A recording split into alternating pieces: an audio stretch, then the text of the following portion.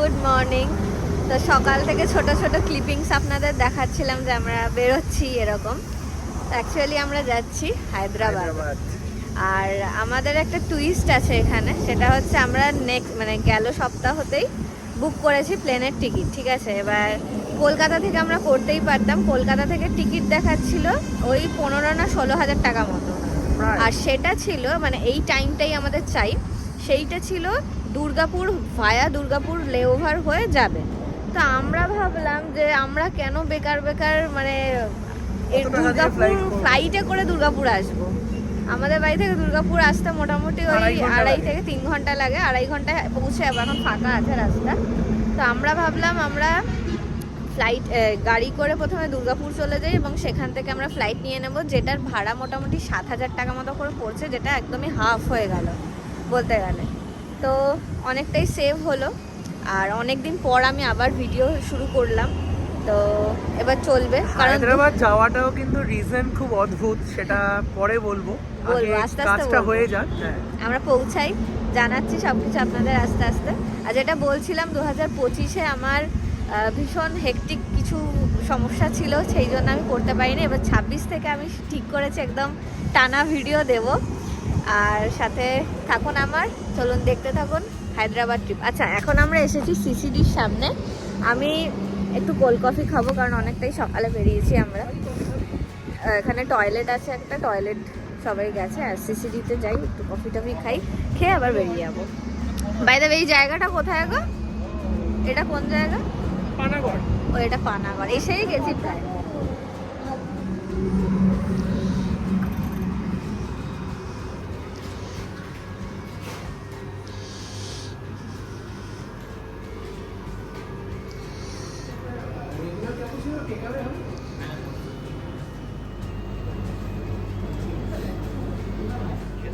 Thank you.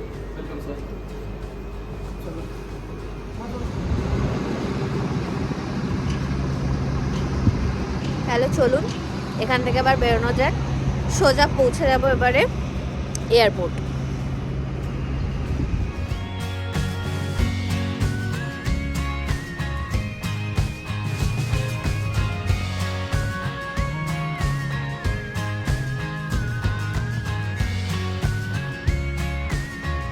Durgapur এয়ারপোর্টে আমি এর আগে কোনোদিন আসিনি, আমি কেন ডনও আসেনি, তো এটা আমাদের প্রথমবার।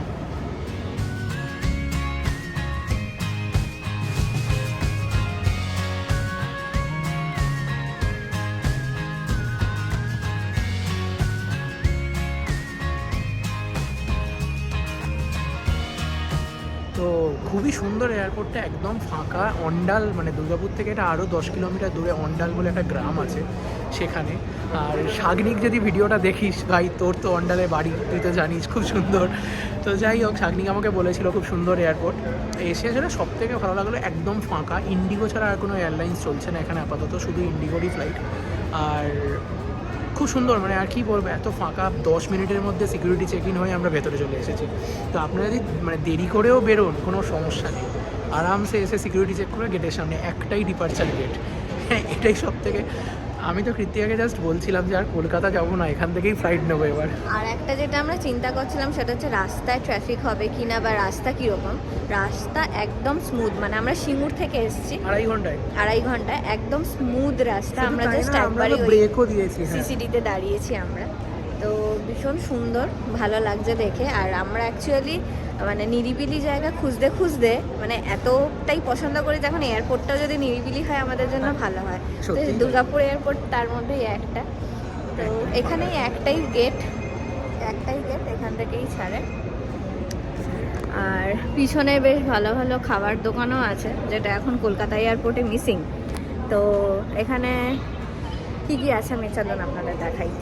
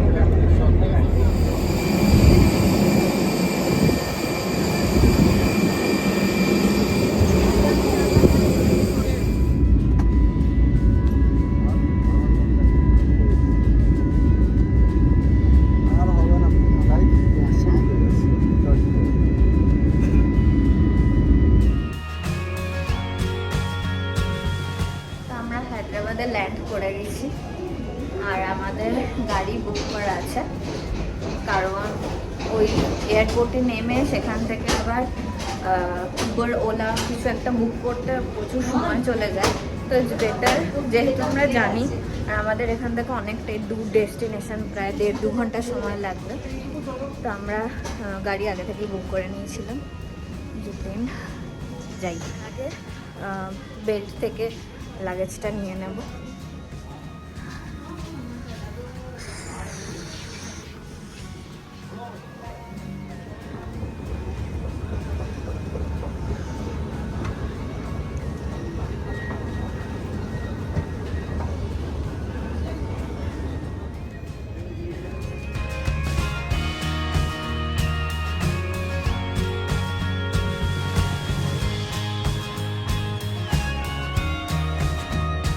পেয়ে গেছি, সন্ধ্যা হয়ে গেছে প্রায়, মানে সন্ধ্যা হয়নি, বিকেল হয়ে গেছে, তাই সানগ্লাস চেঞ্জ করে চশমা পরে নিয়েছি। আমি আবার মাঝে মাঝে জানেন তো ভুলে যাই যে আমি সানগ্লাস পরে আছি, কারণ পাওয়ার দেওয়া তো, আর সবসময় যেহেতু আমি চশমা পরেই থাকি গন্ডগোল হয়ে যায় মাঝে মাঝে। তো চলুন এখান থেকে এবার বেরোনো যাক। গাড়ি ফোন করেছিল, গাড়ি দাঁড়িয়ে আছে। ক্রিসমাস হয়ে গেল, ক্রিসমাস ট্রি এখনো খোলা হয়নি।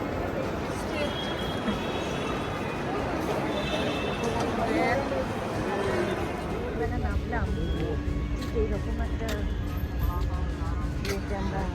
ওই তো এআইজিতে যাওয়ার সময়, হ্যাঁ মনে নেই সারা রাত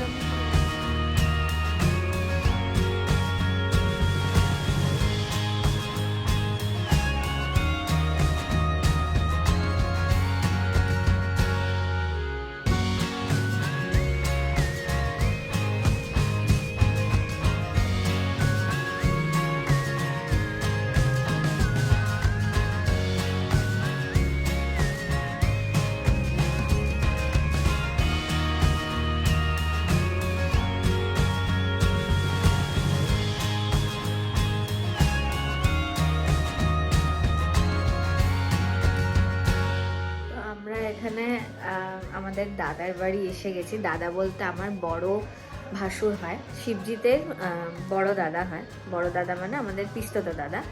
তো তাদের বাড়ি আমরা এসে গেছি। এখানে কেন এসেছি, কি এসেছি কালকে জানাবো। কালকে হাফ জানানো যাবে, মানে পরের ব্লগে আপনারা বুঝতেই পারবেন, হাফ নয় মানে বুঝতে পারবেন যে কেন এসেছি। আর আজকে আমরা প্রচণ্ড টায়ার্ড, আমার মুখ চোখ দেখেই বুঝতে পারছেন, প্রচণ্ড ডেড টায়ার্ড হয়ে গেছি আমি, কারণ অনেক ভোরে উঠেছি, তারপর বাড়ির সমস্ত কাজকর্ম করে রেডি হয়ে বেরোনো। তো আজকের মতো ব্লগটা আমি এখানেই শেষ করছি। দেখা হচ্ছে কালকে। Tata, good night.